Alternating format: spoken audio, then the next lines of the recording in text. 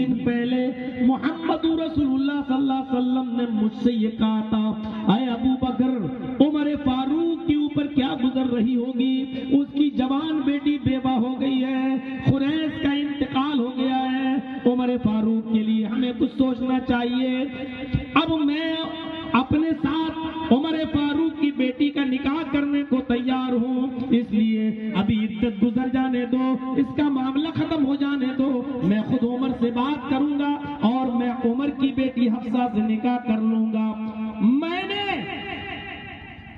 نبی اکرم کی یہ گفتگو کو سنا تھا جو اللہ کے رسول نے مجھ سے کہا تھا۔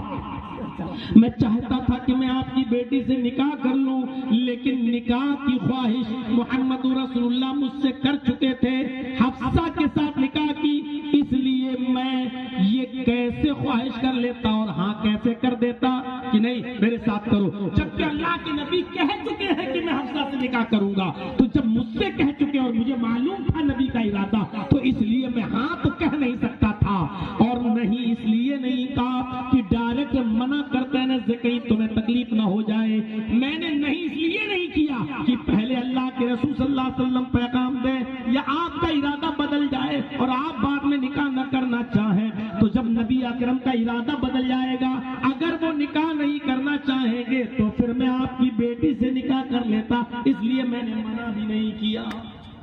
ہاں اس لیے نہیں کہا کیونکہ اللہ کے رسول آپ کی بیٹی سے نکاح کرنا چاہتے تھے، اور نہ اس لیے نہیں کہا کیونکہ مجھے یہ تھا کہ کہیں ایسا نہ ہو کہ اللہ کے رسول صلی اللہ علیہ وسلم کا ارادہ بدل جائے اور نکاح نہ کریں تو پھر میں نکاح کر لوں گا، اس لیے میں نے نہ بھی نہیں کیا۔ اب تم جو بھی سمجھو۔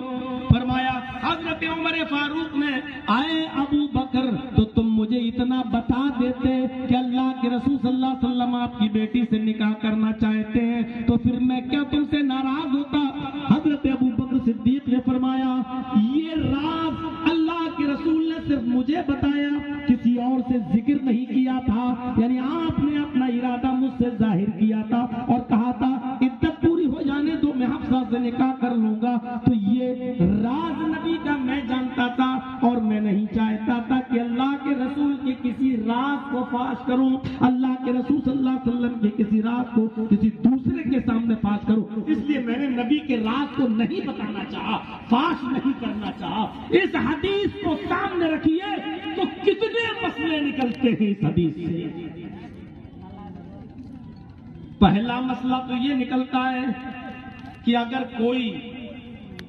شخصیت میں حیثیت میں تم سے بڑا ہو